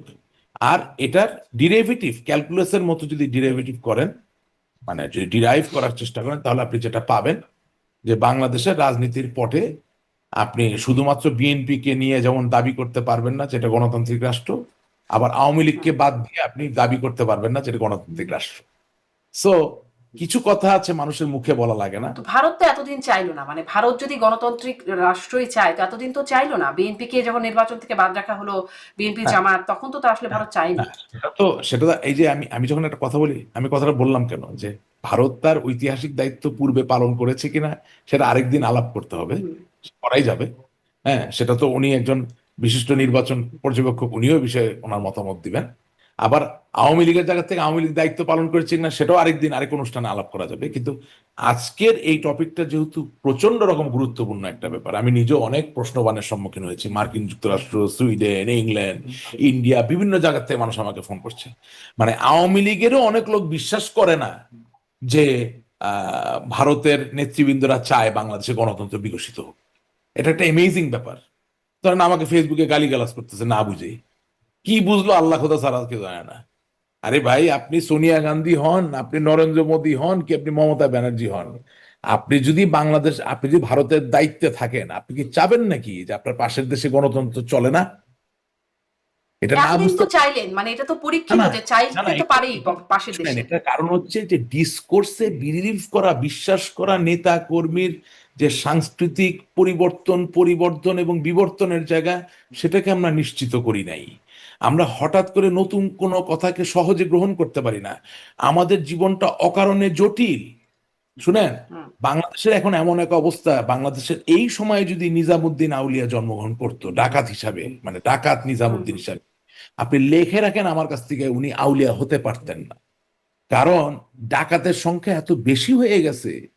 এই নিজামুদ্দিন যখন ডাকাতির থেকে নাম খারিজ করতেন, কেটে দিতেন, তখন অন্য ডাকাতরা এমন গালিগালাজ করতো, সে চিন্তা করতো বাবা আমার আউলিয়া হওয়ার দরকার নেই, আমি ডাকাত ছিলাম, ডাকাতই থাকি। ব্যাপারটা হচ্ছে যে এই দেশে সুস্থ স্বাভাবিক যুক্তিসঙ্গত কোনো কথা তো আপনি কোথাও বলতে পারছেন না। আপনি না তত্ত্বাবধায়ক এই সরকারের সাথে বলতে পারেন, না আপনি বিএনপির সাথে বলতে পারেন, না আপনি আওয়ামী লীগের সাথে। আমি আপনাকে একদম অকপট একটা কথা বলি, অনেকে পছন্দ হবে না কথাটা। আপনি সারাদিন ডক্টর ইউনূসকে গালি দেন, দিতে পারেন, এটা তো আপনার গণতান্ত্রিক অধিকার। কিন্তু আপনি যে পরিসংখ্যান নিয়ে বসেন, হ্যাঁ, তো বাংলাদেশ আওয়ামী লীগের যত মামলা হয়েছে মিথ্যা মামলা, সেই মামলার 99% মামলা মিথ্যা মামলার বাদী কে? ডক্টর ইউনূসের সরকার, জামাতে ইসলামী নাকি বিএনপি? বিএনপি। আপনি ইউনূসকে গালি দিচ্ছেন কেন? আপনি তো জানেনই না কাকে গালি দিতে হবে। আপনার রিয়েল প্রবলেমটা কার সাথে নেগোসিয়েশন করতে হবে। আমি ওয়ার্ডটা কিন্তু বলছি নেগোসিয়েশন, শত্রু বলি নাই। আপনি যদি কাউকে ভুগিয়ে থাকেন, কারোর সাথে যদি ভোগান্তির সম্পর্ক তৈরি করে থাকেন, আর তো হাতটা ধরে বলতে হবে, ভাই যা হয়েছে হয়েছে, আসার সামনের দিনে চলেন একটা কিছু একসাথে করি, বা ভাই এত রাগ করছেন কেন ভাই, ভাই না ভালো ভাই, আমার কষ্ট হুম। হচ্ছে, আসেন ভাই বুকে আসেন, কিছু তো একটা করতে হবে, তাই না? এই এই ভাই না ভালো ভাই বুকে আসেন, এই কথাটা কে বলবে? এই কথাটা কার কার জায়গা থেকে বলছেন? সে কে বলবে সেটা পরের কথা। আপনার অনুষ্ঠানে আমি বহুদিন বলেছি, এটা যে কোনো জ্ঞানী গুণী শিক্ষিত মানুষও একমত হবে। এই কথাটা কি এখন আপনি আপনার জায়গা থেকে বলছেন? শেখ হাসিনা তো এই কথা বলছেন বলে মনে হচ্ছে নো না। নো নো নো, তিনি আমি বরং আমি বলছেন কত ধানে কত চাল দেখে নেবেন, মামলা মোকাবেলা করতে আপনি ফিরবেন তিনি। আপনি অবশ্যই আমাকে এই অনুষ্ঠানে শেখ হাসিনা কি বলছেন সেটা শোনার জন্য ডাকেন না। আপনি ডাকেন আমাকে একজন আওয়ামী লীগের সমর্থক বা নেতা বলেন, থ্যাংক ইউ, এটা আপনার উদারতা। আমি খুব বড় কোনো নেতা আসলে না ওইভাবে, কিন্তু আমি একেবারে সততার সাথে আওয়ামী লীগকে ভালোবাসি, বঙ্গবন্ধু, সেই জায়গা থেকে ডাকেন। আমি কি বলতে চাই, আমি খুব মানবিক কথা বলছি, এটার জন্য তো নেত্রীর নাম টানার কোনো দরকার নেই, হুম। হ্যাঁ, এটার জন্য খালেদা জিয়ার নামও টানার দরকার নেই। আমার জায়গাটা কি সহজ তো, আপনি খুব শুনবেন কিন্তু, আমি মানুষের অধিকারকে সমুন্নত রেখে কথাগুলো বলছি। 2015 সালের পেট্রোল বোমার নাশকতায় আপনি 48,000 মামলা করলেন পুরা দেশে, তাইলে 48,000 গুণ 250 কত হচ্ছে? প্রায় 1 কোটি, রাইট? 1 কোটি লোক এই মামলাগুলোর ভিতরে চলে আসলো। মামলা করা তো আপনার অধিকার, কিন্তু মামলা বিচার হবে সেটা আপনার যেমন অধিকার, যার নামে করেছেন তারও কিন্তু অধিকার। তাহলে আপনি মামলা করলেন 1 কোটি লোকের নামে কাছাকাছি, হ্যাঁ? এই মামলাগুলো 1 বছরের ভিতরে তদন্ত করে শেষ করেন, যে দায়ী তাকে জেলে পাঠিয়ে দেন, যে জরিমানা হবে তার জরিমানা নিয়ে নেন, আর যে দায়ী না তাকে আপনি ছেড়ে দেন। কি করলেন? এই 48,000 মামলা 2015 সালে করলেন, 2024 সাল পর্যন্ত একটা মামলাও শেষ হয়নি, ঝুলে আছে। তাহলে কি হলো? যারা মামলায় পড়ে আছে, যে দায়ী ব্যক্তি, যে নির্দোষ ব্যক্তি, তারা সকলে জমি বিক্রি করতেছে, পালায় থাকতেছে, দিনের পর দিন জামিন নিচ্ছে, আইনজীবীকে পয়সা দিচ্ছে, ঘুষ দিচ্ছে, কারেক্ট? আচ্ছা, কেন এটা প্রাসঙ্গিক? এই যে ভোগান্তির জায়গাটা, এই ভোগান্তি যখন রূপান্তরিত হয় তখন সেটা রাগে রূপান্তরিত হয়, ক্ষোভে। এখন ওই রাগ ক্ষোভ থেকে বাড়ি দখল হচ্ছে, জমি দখল হচ্ছে, বাড়িতে আগুন দিচ্ছে, পেটাচ্ছে, শিওর নেতৃত্ব নেত্রীর জায়গা থেকে বলবেনি, ওনার নেতা কর্মী যদি ওনাকে কান্নাকাটি করে উনি ভয় বা সাহস দিবেন, হ্যাঁ, বা একটু ধমকি তো দিতে হবে, নাহলে তো মানুষ ভয় পাবে না, এটা তো বাস্তবতা। হ্যাঁ, আপনি কি বলতে পারবেন হ্যাঁ পুলিশ ভাইয়া আপনি মেরেছেন আরো 10টা মারেন? এটা তো বলতে পারবেন না আপা। হ্যাঁ, হ্যাঁ ভাইয়া আপনি বাড়ি পুড়িয়েছেন, একটা কেন পুরালেন, বাকিগুলো পুড়িয়ে দিয়েছেন, এটা তার নেত্রী বলতে পারেন না। অবশ্যই নেত্রীর শেষ রক্তবীর্য পর্যন্ত উনি ওনার নেতা কর্মীর পাশে থাকবেন, কিছু কর্কশ কথা বলবেন, এটা তো স্বাভাবিক। আমি আপনাকে বলছি হিউম্যানিটির কথা, দিনের শেষে কিছু জায়গা তো তৈরি হতে হবে। এখন আপনি সারাদিন ইউনুস ইউনুস ইউনুস ইউনুস করতেছেন, অথচ আমার নামে আজকে 16টা মামলার বাদী হইল বিএনপির লোক। হুম। আমি এখানে ইউনুসকে কোথায় খুঁজে পাইলাম? এখানে তো সরকার বাদী না। মানে তাহলে কি এই যে আয় ভাই বুকে আয়, এই বক্তব্যটা বা এই অবস্থানটা কি আপনার কাকে অবস্থান? বলবো? আয় ভাই বুকে কাকে বলবো বলেন? আমাকে ফোন করে বলতেছে কিছু টাকা খরচ করেন মামলা উঠাই দিব। বাণিজ্য, তো বাণিজ্যটা কে করছে? সো আমি বলতে চাচ্ছি, হ্যাঁ, ইউনুসকে আমি সেলিব্রেট করি না, সে আমার শত্রু, ঠিকই আছে। বিএনপিও তো আমার এখনো বন্ধু হয় নাই। এখন এতগুলা শত্রুর সাথে ফাইট করব না কি আমি একটু কৌশল নিয়ে আগাবো? কৌশলটা কি হবে হুম। এটা বলছি। সেই কৌশলে আলাপের জায়গাটা তৈরি হয়নি। আর ভারতের জায়গাটা সহজ। আবার বলি, ভারত চায় বাংলাদেশের শান্তি আসুক, ভারত চায় বাংলাদেশের গণতন্ত্র প্রতিষ্ঠিত হোক। এখন আপনি আমি সুযোগ নিতে পারবো কিনা, নিতে চাই কিনা, আওয়ার ডিসিশন। জি, আমি আসলে সহজ কিন্তু সহজভাবে বুঝতে পারছি না। ভারত চায় শান্তি আসুক, ভারত চায় গণতন্ত্র, ভারত এতদিন চায় নাই, হঠাৎ করে চাচ্ছে, কেন কেন চাচ্ছে? যাবে না? উদ্দেশ্য ভারত বুঝতে সবসময় চাই। এবং চেয়েছে। তার আগে আমি নাজমুল হাসান না না, কলিমুল্লাহ, ভারত ডক্টর কলিমুল্লাহ, ভারত শুনেন, শুনেন, ভারত সবসময় চেয়েছে, ভারত কেন চাবে না? আপনি ভারতকে দোষ দিয়ে লাভ কি? তাহলে বিএনপি জামাত না না, গণতন্ত্রে থাকলে শুনেন, তো সবারই থাকার কথা ছিল আমি আসলে নির্বাচনে। আমি আপনাকে বলি, what are the channels, let's talk about channels, let's talk about reality. এই যে চিন্ময় দাস এখন জেলে আছে, হুম। কথার কথা বলছি, ভারতেও তো চিন্ময় দাসের মুক্তির জন্য একটা দাবি উঠেছে না? হুম। তো এই দাবিটা কিভাবে আসবে? ভারতীয় সরকার তো এই সরকারকেই পাঠাবে হুম। দাবিটা। তাহলে সরকারকে রিপ্লাই দিতে হবে যে হ্যাঁ জামিন হয় বা হয় না, ভালো লোক বা খুব খারাপ লোক, ছাড়বো বা ছাড়বো নাই। তো তো যখন ধরেন আওয়ামী লীগ ক্ষমতায় ছিল তখন গণতন্ত্র বিরাজমান কিনা বা কতটা না, সেই খবরাখবর তো আওয়ামী লীগ থেকেই তো যাবে। হুম। চ্যানেলটা তো এটাই ছিল। বললাম তো, আমাদের নিজস্ব চর্চা করার অনেক জায়গা আছে, আমরা একেবারে ধোয়া তুলসী পাতা, আমরা কোনো দোষ করি না এটা যেমন বলা যাবে না, আবার সব দোষ আমরা একাই করেছি সেটাও বলা যাবে না। রাশিক রহমান, আর ধন্যবাদ। আমি আরেকটু ডক্টর কলিমুল্লার কাছ থেকেও বুঝতে চাই, যেহেতু ভারতের সিদ্ধান্তের বিষয়টি তিনিও শুনছেন, জানছেন, দেশে ফেরানোর এই সিদ্ধান্তটা ভারতের সর্বদলীয় সভায় হয়েছে বলে আপনারা বলছেন, সেটি কিভাবে বাস্তবায়ন হবে? কিভাবে ভারত বাংলাদেশকে মানে বাংলাদেশের শেখ হাসিনাকে ফেরাবেন, এবং ফেরানোর পরে আসলে পরিকল্পনা, মানে শুধু ফিরিয়ে নামিয়ে দিয়ে শেষ না, পরিকল্পনা কি? তার বিচার হবে সেটি? তিনি ক্ষমতায় যাবেন? তিনি নির্বাচন করবেন? আসলে কি? দেখুন, ফেয়ার ট্রায়াল বলে একটা বিষয় আছে, ক্যাঙ্গারু কোর্ট বলে আরেকটি উপাখ্যান আছে। তো ন্যাচারালি আপনার যে হুকুমত, হস্টাইল হুকুমত, সেটা তো আর যাই হোক আপনাকে ফেয়ার ট্রায়ালের অপরচুনিটি নাও দিতে পারে। Justice hurried, justice buried. সুতরাং আপনার এখানে সেই কারণে একটি ভ্যালু ফ্রি, ভ্যালু নিউট্রাল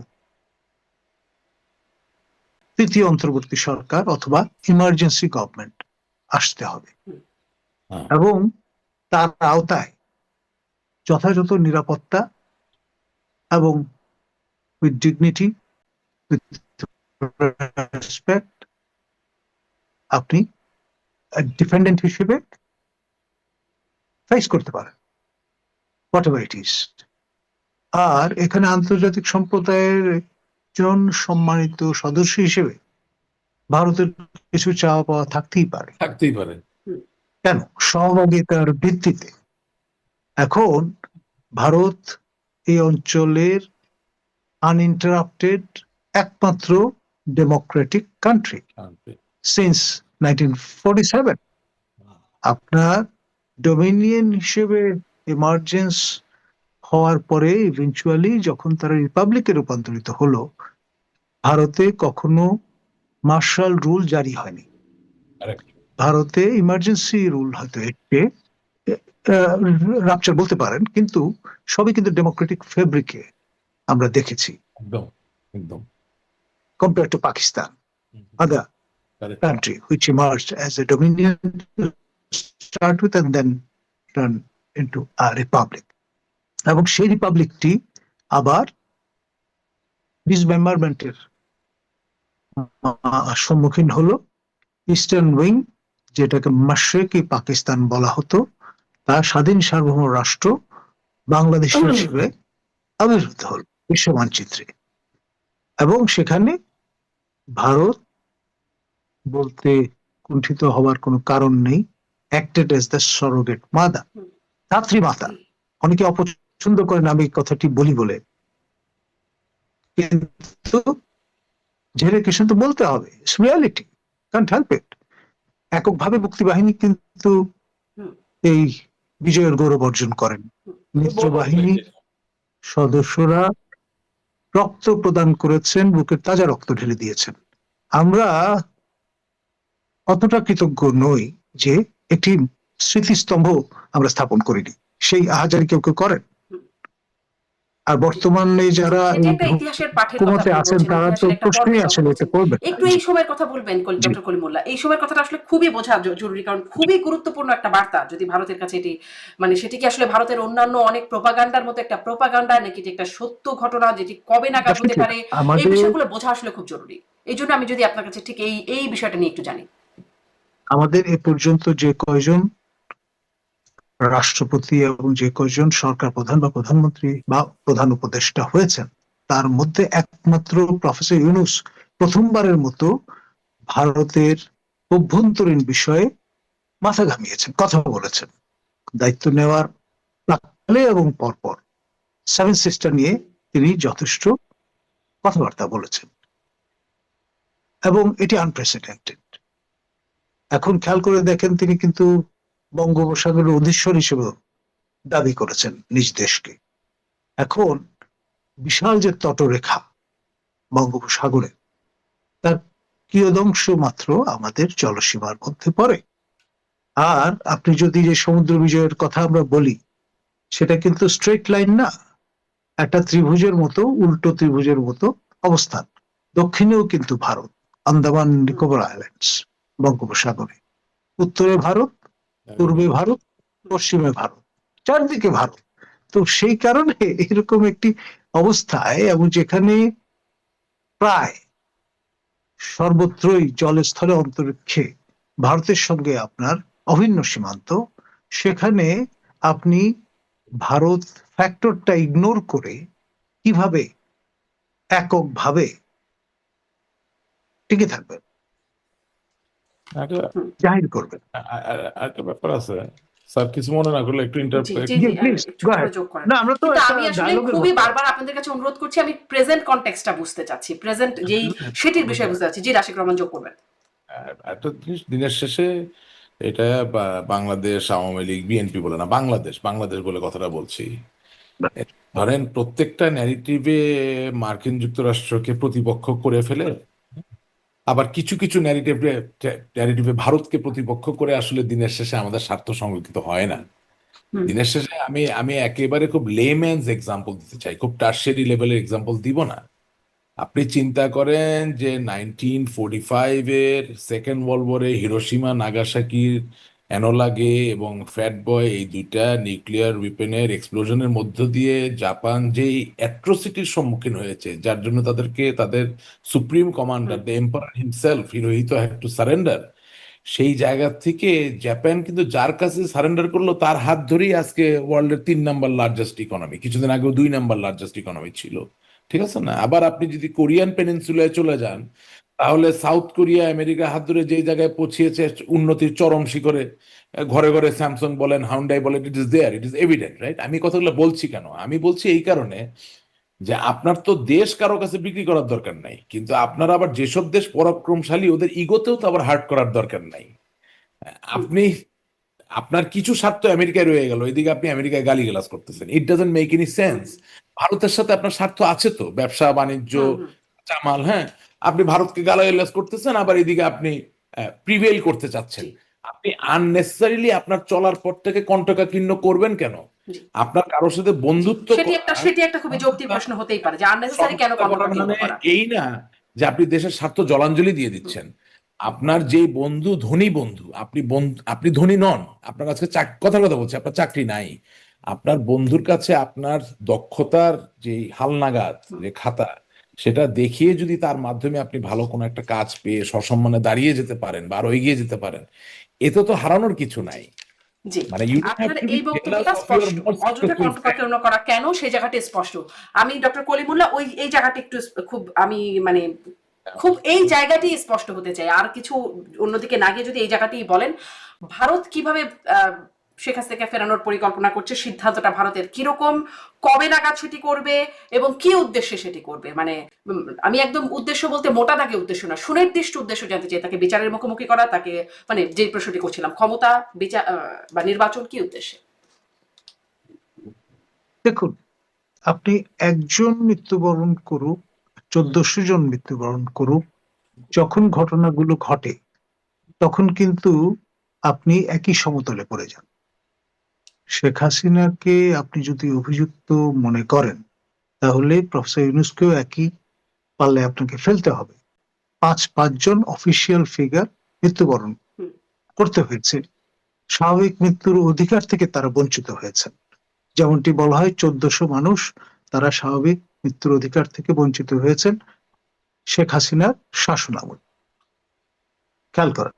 হুম। এখন না, এই পুরোপুরি যে শেখ হাসিনার শাসন আমলে না, পরিস্থিতি, কারণ 15ই আগস্ট পর্যন্ত এই সংখ্যাটা জাতিসংঘ দিচ্ছে। না ঠিক আছে, মানে আমি খুব মানে সাধারণ ভাবে বিষয়টা আলোচনা করছি, নিটিগিটিতে যাচ্ছি না। কারণ ওই দায় আবার প্রফেসর ইউনূসের, যখন তিনি 8 তারিখে শপথ গ্রহণ করেছেন, 8ই আগস্ট থেকে 15ই আগস্ট, এই সময়টা দায় পরিপূর্ণভাবে তার। তো ফলে আপনি সংখ্যাতাত্ত্বিক বিচারে যদি যান, তাহলে হয়তো 19-20 হবে, এটা নিয়ে আমি ডিবেটে যাব না। কিন্তু আপনি কিন্তু একই সমতলে দাঁড়িয়ে গেলেন, তখন আপনি জাস্টিফাই করবেন কি করে? এই বিষয়টা কিন্তু আসবে। আর সেখানে আপনার অভিযোগ যদি ওঠে ক্রাইম এগেইনস্ট হিউম্যানিটি, আপনি ডিফেন্ড করবেন কি করে?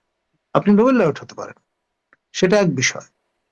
আমাদের শেখ হাসিনার শাসমলেই আমরা এই ন্যারেটিভটা শুনেছি যে একজন নোবেল লরেট বেলারুসে তিনি বিহাইন্ড দ্য বার আছেন। কেউ তো আইনের ঊর্ধ্বে নন। প্রফেসর ইউনূস কি আইনের ঊর্ধ্বে? অবশ্যই না। তো ফলে এই যে অ্যাকাউন্টেবিলিটি যে ইস্যুটা, একটা অনির্বাচিত সরকারের অধীনে আমরা এখন আছি, ম্যান্ডেটবিহীন সরকারের অধীনে আমরা শাসিত হচ্ছি, এটি অনেকের পছন্দ হচ্ছে না, ভালো লাগছে না, না লাগতেই পারে। সেই কথা বলবার অধিকারটুকু এখন নেই।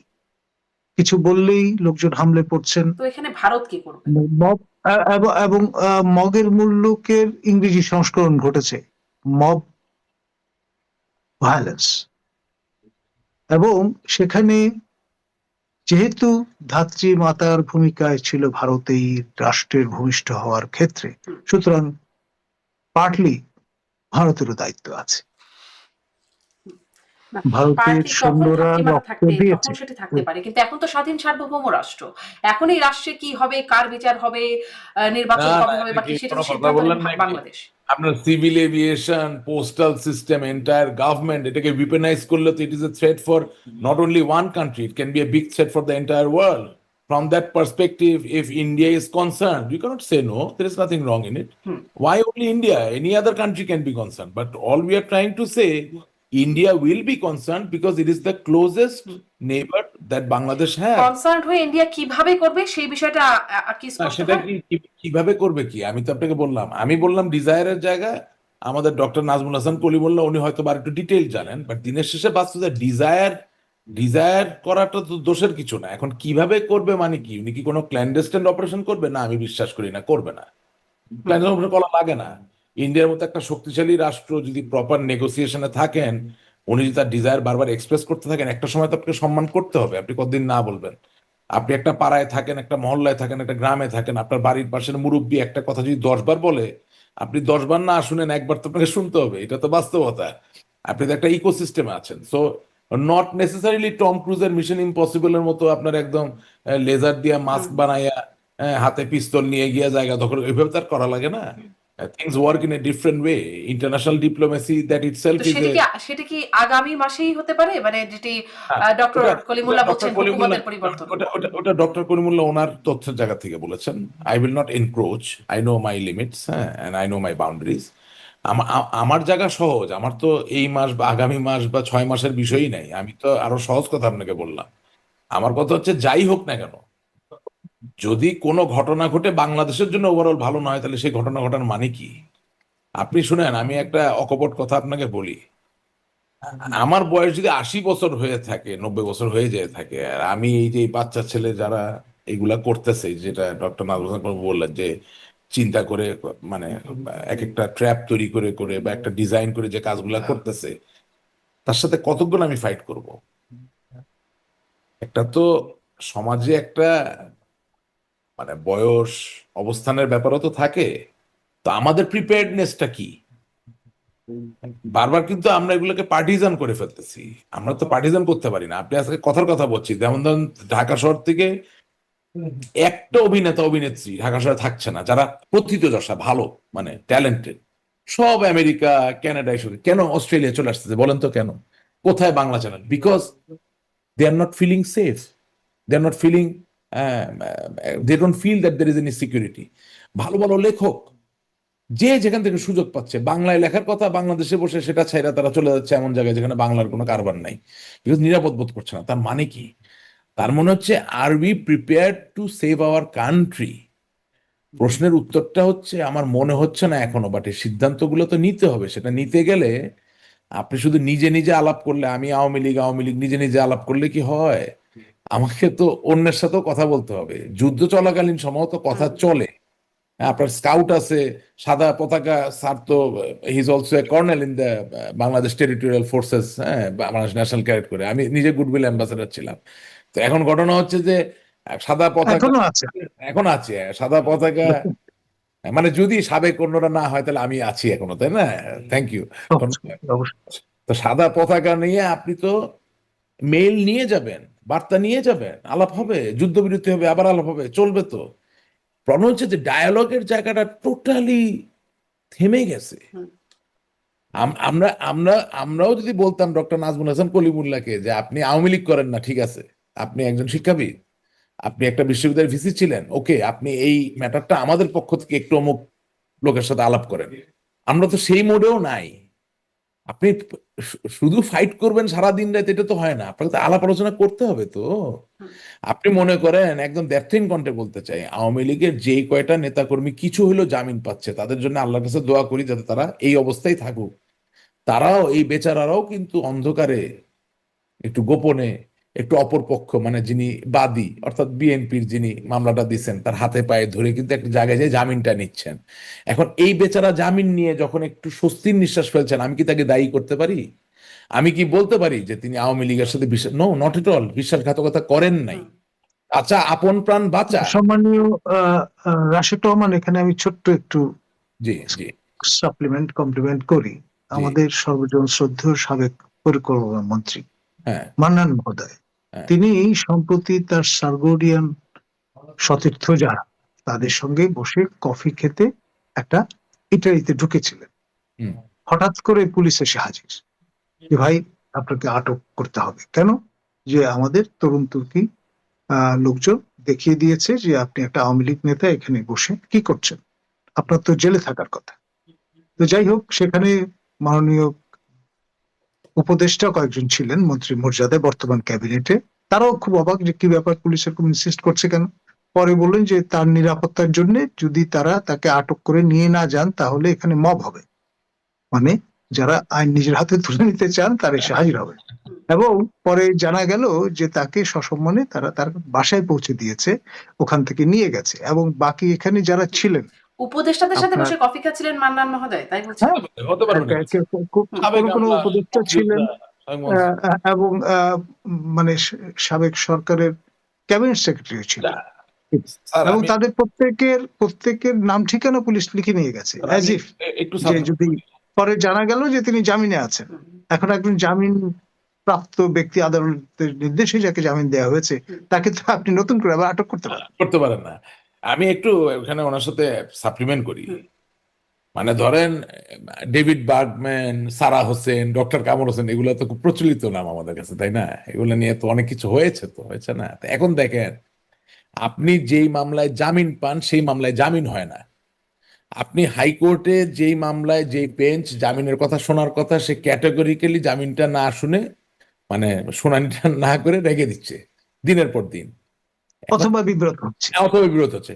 আর এই যে সারা হোসেন, হ্যাঁ, যাকে নিয়ে আপনার এত জল্পনা কল্পনা, এত কিছু অ্যান্টি স্টেট হ্যান ত্যান সব চালালেন, এখন এই বেচারা যখন আপনার পক্ষে কথা বলে যে রাশেক রহমানকে জামিনটা দেওয়া দরকার, মান্নান সাহেবকে জামিনটা দেওয়া দরকার, ইঞ্জিনিয়ার মোশাররফ সাহেব বয়ঃপ্রাপ্ত একজন মুরব্বী মানুষ, ওনাকে জামিনটা দেওয়া দরকার, এটার মানে কি? হুম।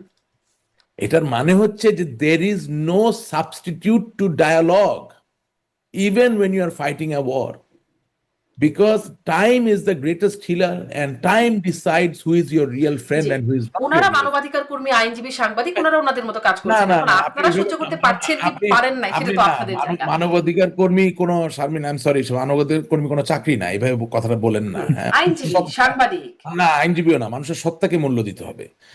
কিছু লোক ওনারা চান সততার জয় হোক, কিছু লোক বিচারের জয় হোক, সেটার জন্য আইনজীবী হওয়ার দরকার নাই, মানবাধিকার কর্মীও হওয়ার দরকার। এটা সত্তার ব্যাপার, হৃদয়ের ব্যাপার। আমি এই কথাটা বলছি এই কারণে যে সময় প্রমাণ করে দেয় যে আসলে সত্যিকার অর্থে মৌলিক জায়গায়, মানে আদর্শের জায়গায়, বিশ্বাসের জায়গায় কে আপনার বন্ধু।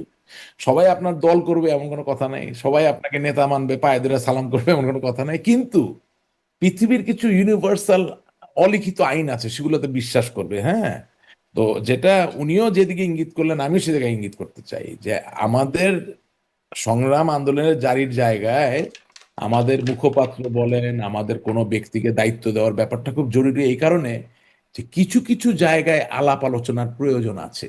জি। আপনি কি হ্যাঁ, এই বার্তাটা আপনার দলে ঠিক মতো দিতে পারছেন যে হ্যাঁ, আলাপ দিচ্ছি, আলোচনা, মানে চেষ্টা আপনি করছি, যদি দিতে চেষ্টা করছি। চাচ্ছেন? শুনেন, এটা কিরকম একটা উদাহরণ দিচ্ছি আপনাকে। আমার জামিনও যদি চেতে হয়, অস্ত্রের মুখে তো আপনি জামিন চাইতে পারবেন না। হুম। আমার আইনজীবীকে তো বিচারকের সামনে, এই সরকারের বিচারকের সামনেই বলতে হবে যে রাশেক রহমানের জামিন দেন। হুম। সেটা তো আলোচনা, মুখ দিয়েই বলতে হবে, বল প্রয়োগ করে তো করতে পারবেন না, চুক্তি দিয়ে করতে হবে। So all I am trying to say যে যুদ্ধ সবসময় অস্ত্র নিয়ে হবে, হাতে লাঠি নিয়ে, তা না, এটা একটা সমন্বিত ব্যাপার, এটার ভিতরে মানে সমন্বয় এটি থাকে। আপনার দলকে আপনি এই কৌশল নিতে বলছেন? অবশ্যই আপনাকে রাজনীতি ফিরতে হবে না। জি, আপনি স্পষ্ট। আপনি কি ধন্যবাদ আপনি কি Rashed Irish Rahman. Republican army ধন্যবাদ। নাকি? ডক্টর কলিমুল্লাহ, আপনি কি শেষ করব। জাতীয়তাবাদী আমার দল? মানে অনেক বেশি সন্ত্রাস বড় করতে করবেন? চাই না। শেষ করব। আপনার কাছে একটু এটা জানতে চাই যে এখানে মানে আপনারা ভারতের বিষয়ে কথা বলছে, ভারত এরকম সিদ্ধান্ত নিচ্ছে, যদিও এটি বুঝতে পারছি না যে কিভাবে তারা এটা করবে, সেটি বুঝতে পারছি না। কিন্তু আপনাদের তথ্যসূত্র যেটি বলছে যেটি ভারত এরকম একটা সিদ্ধান্ত নিচ্ছে, এর সাথে মার্কিন সিদ্ধান্তের কোনো যোগসাজশ আছে কিনা বা তাদের কোনো প্রভাব আছে কিনা? একটা সময় বলা হতো যে আপনি মার্কিনীদের স্বার্থর পক্ষে কাজ করছেন। আওয়ামী লীগ সরকার যখন ক্ষমতায় ছিল আপনাকে তখন এরকম ট্যাগও দেওয়া হতো আমাকে যে একটু আপনি। যেতে হবে। আপনি স্যারের কথা শুনেন। হ্যাঁ, আমার একটু জরুরি একটা কাজ আছে আচ্ছা আমার, আচ্ছা, হ্যাঁ? ঠিক আছে রাশিদ রহমান, ধন্যবাদ। আপনি তাহলে আসলে স্যার আমি একটা কথা শুধু বলে যেতে চাই। আজকে যদি আওয়ামী লীগ সংগ্রাম আন্দোলনের পাশাপাশি আলাপ এই ৩ টা জিনিস চালায়, আগামীকাল থেকে আওয়ামী লীগ চ্যাম্পিয়ন, জেনে রাখবেন। সেখানে একটু আপনি পরিষ্কার করবেন আসলে যে যুক্তরাষ্ট্রের কোনো স্বার্থ আছে বা কোনো প্রভাব আছে, কলকাঠি নাড়ছে? দেখুন, যুক্তরাষ্ট্র পরাশক্তি, এক কোয়াডের সদস্য বা মুরব্বী, ভারত তার সহভাগী দেশ। এখন আপনার এখানে একটা সময় বলা হতো যে যুক্তরাষ্ট্র ভারতের চশমা দিয়ে হুম। বাংলাদেশকে দেখে। এখন বাইডেন অ্যাডমিনিস্ট্রেশনের সময় বলা হতে থাকলো যে তারা নিজেদের চশমা দিয়ে দেখতে শিখেছেন। ট্রাম্প অ্যাডমিনিস্ট্রেশন আসার পরে খেয়াল করে দেখেন, ডোনাল্ড লু যিনি এক্সিকিউট করতেন এবং যিনি সরাসরি অনেক ক্ষেত্রে ভূমিকা পালন করতেন বলে ইমরান খান অভিযোগ করেছিলেন, পাকিস্তানের সাবেক প্রধানমন্ত্রী, তিনি দায়িত্ব থেকে অব্যাহতি পেয়েছেন। পল কাপুর তার জায়গায় স্থলাভিষিক্ত হয়েছেন। ফলে এখন পর্যন্ত আমরা জানি না পল কাপুর সেই আগের পলিসি পার্সু করছেন না নতুন একটা নির্দেশনা নিয়ে কাজ করছেন। সম্প্রতি রয়টারের বরাত দিয়ে যেটি বলা হয়েছে যে ট্রাম্প অ্যাডমিনিস্ট্রেশন জানান দিয়েছেন তার যতগুলো ডিপ্লোম্যাটিক আউটপোস্ট আছে সারা পৃথিবীতে সকল দেশে মান্যবর রাষ্ট্রদূত বা রাষ্ট্রদূত যারা আছেন তাদের বলে দেওয়া হয়েছে যে স্বাগতিক দেশে যেখানে তারা কাজ করছেন সেখানকার অভ্যন্তরীণ রাজনীতি এবং নির্বাচনের ক্ষেত্রে তারা কোনো মন্তব্য করবেন না। যদি স্টেট ডিপার্টমেন্ট তাদেরকে অনুমতি দেয় তাহলে বড়জোর জয়লাভের পরে কনগ্রেচুলেট করতে পারেন, দ্যাটস ইট। আগের মতো যে ম্যাডলিং এর যে ব্যাপারটা সেখানে মাথা ঘামানো চলবে না। তার মানে আপনার যুক্তরাষ্ট্র আগের জায়গাটাই নেই। খেয়াল করেন, স্পেস তো খালি থাকে না, সেই স্পেসটা কেউ না কেউ তো পরিপূরণ করবে। কোয়াডের সদস্য হিসেবে ভারতের একটা লেভারেজ আছে এবং সেটাই আমরা অনুমান করছি।